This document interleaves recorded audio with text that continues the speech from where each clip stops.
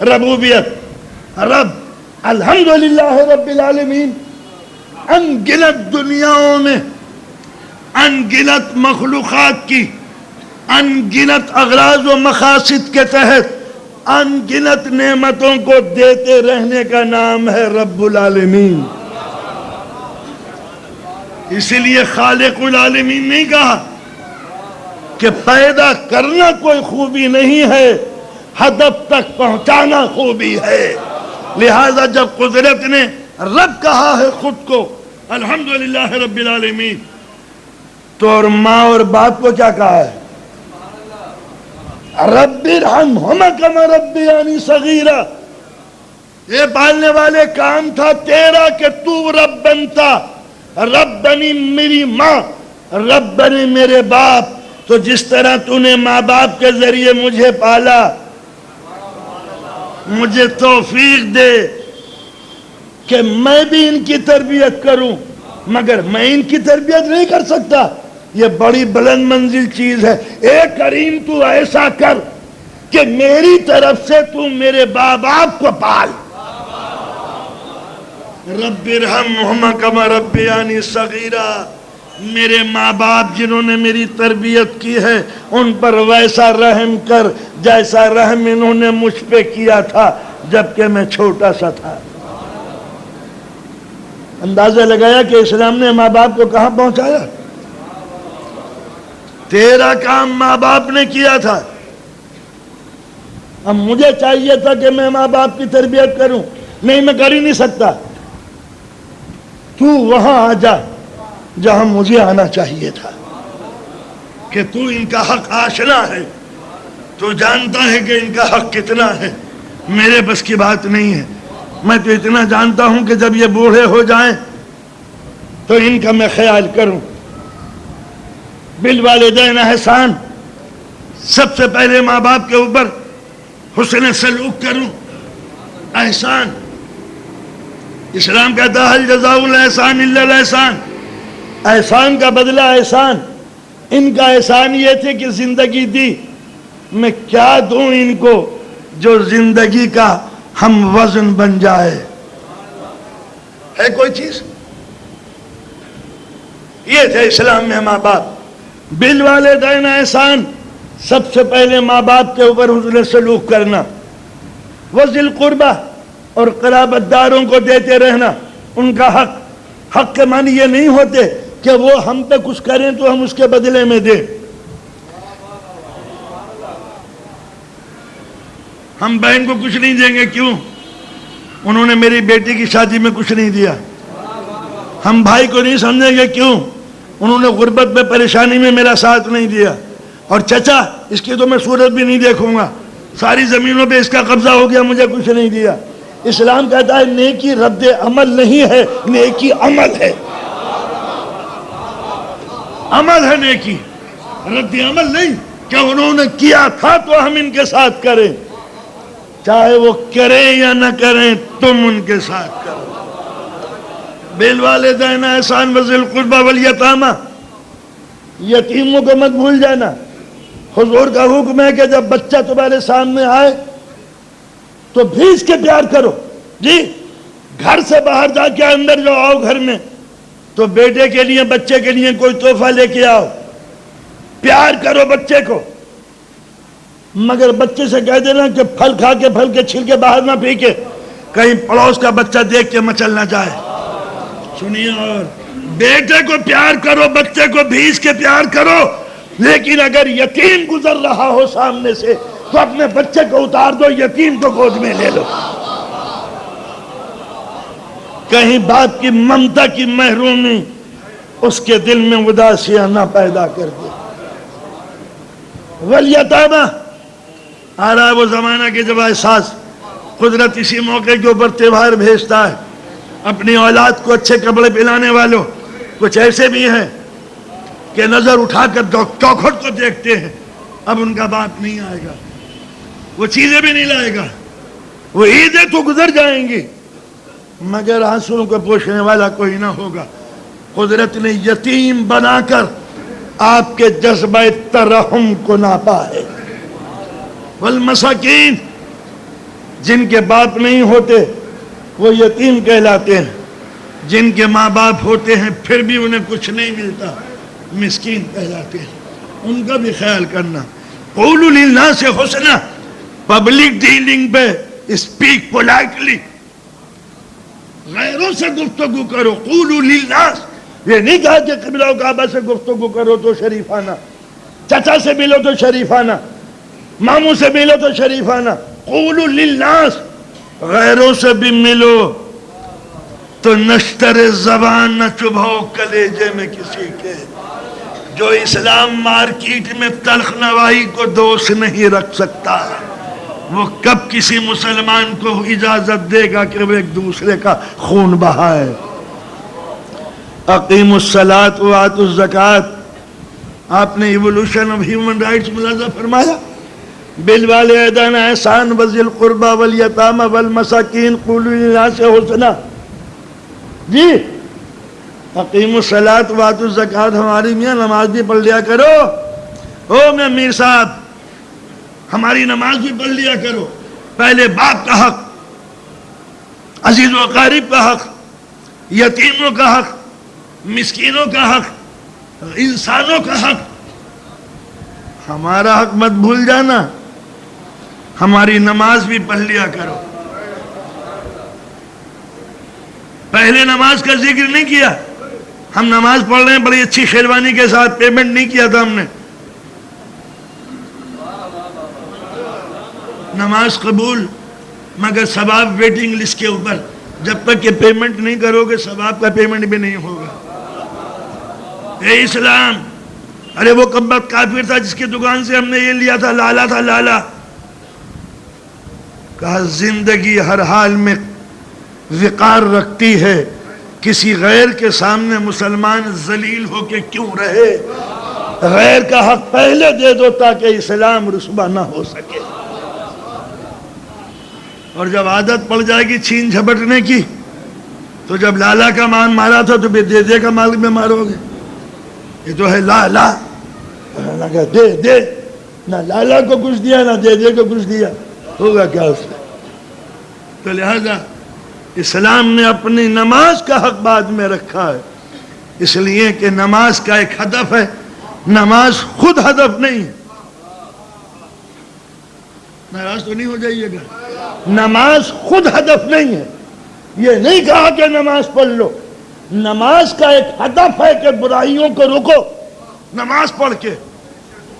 وَإِسْتَعِينُوا بِالصَّبْرِ وَالصَّلَاةِ، ان الصلاۃ تنہی عن الفحشاء والمنکر، نماز ہر قسم کی برائی کو، ہر قسم کے کرپشن کو، ہر قسم کی قتل و غارت گری کو روکتی ہے۔ نماز پڑھ کے اگر تم قتل کر رہے ہو تو نماز ہدف نہیں ہے، نماز تو اس جگہ پہنچانا چاہتی ہے جو ہدف زندگی ہے۔ نماز پڑھ کے گالیاں دیتے ہو، نماز پڑھ کے پیسہ مارتے ہو، نماز پڑھ کے دنیا کو ستاتے ہو، تو جو نماز اچھے نتیجے برآمد نہ کر سکے وہ عبادت نہیں ہے، ریاضت ہے، ایکسرسائز ہو جائے گی۔ حکم ہوتا ہے کہ جب ماں بوڑھی ہو جائے اور باپ بوڑھا ہو جائے، اما یبلغن عندک الکبر احدہما او کلاہما فلا تقل لہما اف ولا تنہرہما۔ اے نوجوانوں، جب یہ تمہاری ماں ضعیف ہو جائے اور باپ بوڑھا ہو جائے تو اف مت کرنا۔ ذرا ملاحظہ فرمائیے، یہ جملہ قرآن مجید کا صحیح ہے یا بیچ میں کچھ چھوٹ گیا ہے؟ صحیح ہے۔ جب یہ ماں بوڑھی ہو جائے، باپ بوڑھا ہو جائے تو اف مت کرنا۔ ان کے بڑھاپے سے اف کا کیا تعلق ہے؟ اف عمل ہے یا رد عمل؟ رد عمل۔ کس چیز کا رد عمل؟ دکھ کا۔ جب تکلیف پہنچے گی کوئی مارے گا اف، کوئی مارے گا تو نکلے گا اف، کوئی ستائے گا تو نکلے گا اف، کوئی دل برمائے گا تو نکلے گا اف۔ اب ذرا جملوں کو مکمل کیجئے. جب یہ ماں اور باپ بوڑھے ہو جائیں تو اوہ مت کرو. بیچ میں لائن رہ گئی. یہ جب ماں بن جائے بوڑھی ہو جائے گی, جب باپ بوڑھا ہو جائے گا تو ستائے گا, ستائیں گے ضرور یہ بوڑھے ہو کے. بڑھاپے میں یہ ضرور ستائیں گے. قرآن نے ان کی اس ادا کو چھپا لیا.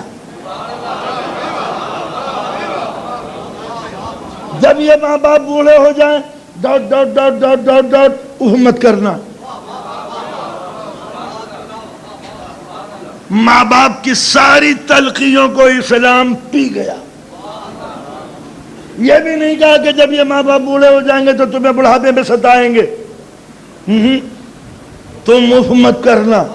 تم خود سمجھ جاؤ کہ کیا ہونے والا ہے. یہ بڑی بھی خاموش نہیں رہیں گی, اور یہ بڑے بھی بزرگوار جو ہاتھ میں تسبیح لیے بیٹھے ہیں, کچھ نہ کچھ وہ ہاں خبردار اوف مت کرنا. ان کو ستانے کا حق ہے, تجھے اف کرنے کا حق نہیں ہے. اے اسلام اس بڑھیا سے کہہ دے, اس بڑے میاں سے کہ یہ بھی بل بل بل بل بل بولنا کیا کرے. ہم بھی بیوی بچے والے آدمی ہیں, آخر بیوی ہم کو بھی گھور کے دیکھتی ہے, ہماری بھی ناک کرتی ہے غیر کے سامنے.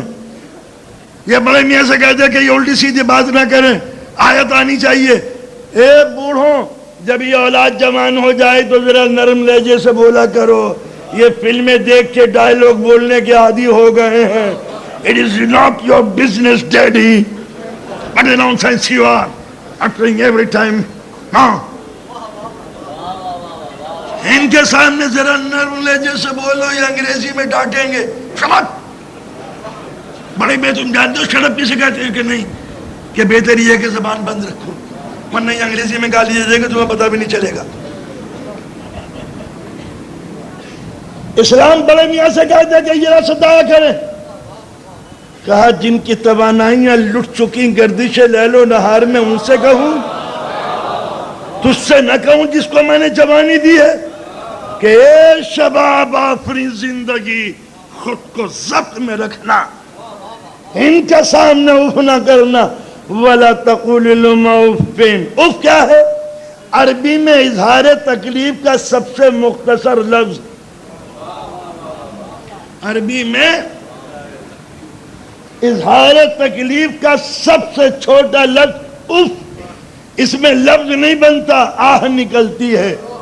لفظ نہیں بنتا ہائے اللہ مر گیا, لفظ نہیں اف.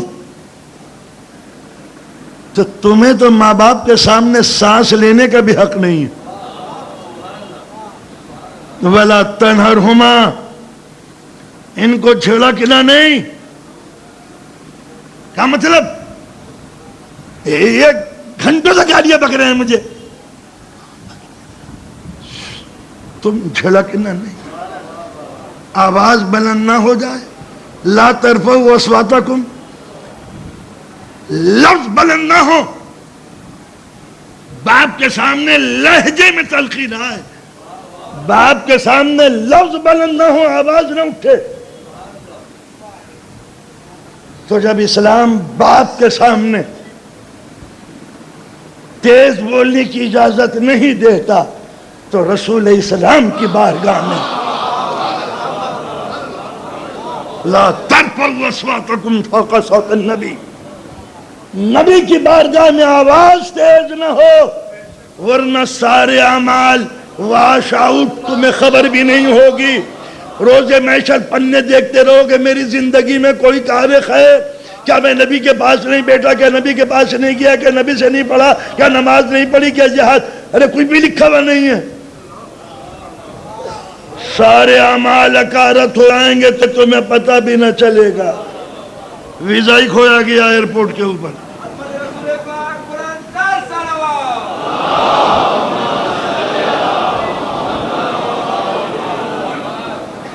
ماں باپ کے سامنے اف مت کرنا. ماں باپ کو بولنے دو گالیاں بک رہا ہے, بڑے میاں گالیاں بکنے دو, تمہارے منہ سے تیز جملے نہ نکلے. وَلَا تَنْهَرْهُمَا, جھلکنا نہیں. اور جب یہاں تک آ جاؤ کہ وہ تیز بولیں تم نرم بولو، وہ چیخے تم چلاؤ تم چپ رہو، وہ تکلیف پہنچائیں تم اف نہ کرو. وقف جناح الذل من الرحمہ. جب ان کے سامنے جاؤ تو انکساری سے سمٹے بیٹھے رہو، ان کو عقل دو، ان کو عقل کے چلنے دو، تم رہو تو ذرا سہمے ہوئے دبے ہوئے. وقف جناح الذل من الرحمہ. اور یہ ساری زحمتوں کے ساتھ نہ ہو، رحمتوں کے ساتھ ہو. ایسا نہ ہو کہ اب اللہ کہاں سے آ گیا، اب بڈھے کے سامنے چپ رہنا پڑے گا. یہ نہیں، اندر سے دل خوش ہو کہ ہم اس زندگی کی تعظیم کر رہے ہیں جس کا صدقہ یہ زندگی ہے. وقف جناح الذل من الرحمہ. شان انکساری سے اپنے شانوں کو جھکائے رکھنا. اور جب یہاں تک پہنچ جاؤ تو یہ نہ سمجھ لینا کہ تم نے ماں باپ کا حق ادا کر دیا، اب تم ان کے لیے ہم سے نماز میں دعا مانگو. رب ارحمہما کما ربیانی صغیرا. پالنے والے یہاں تک تو میں آ گیا ہوں، اب تو ایسا کر کہ ان پر میرے ماں باپ پر وہ رحمت نازل کر جیسے رحمت انہوں نے مجھ پہ نازل کی تھی جبکہ میں چھوٹا سا تھا. یہ اسلام کی احسان شناسی تھی کہ اپنے بزرگوں کو مت چھوڑو. زندگی 3 رخ رکھتی ہے، ماضی، حال، مستقبل. ماضی بھی علم دیتا ہے، حال بھی سکھاتا ہے، مستقبل بھی درس دیتا ہے. یہ ماں باپ، ماضی، حال تمہاری زندگی، مستقبل تمہارے بچے، تینوں زندگی تمہارے ساتھ رہنی چاہیے. ماں باپ کو دیکھتے رہو، ان کے وہی حقوق ہیں جس کو وہ چاہیں تمہیں پرووائڈ کرنے پڑیں گے. ہمیں کیا ملے گا؟ قدرت کہتی ہے احسان کرو ان سے، پیمنٹ لو ہم سے. اللہ لا یضیع اجر المحسنین. احسان کرنے والے کو ہم مایوس نہیں کریں گے، اجر سے روکیں گے نہیں. تو خدمت کرو ان کی، پیمنٹ بشکل عبادت لو ہم سے. ان کی خدمت کرو، ثواب کے کھاتے میں نام لکھا چلا جائے گا.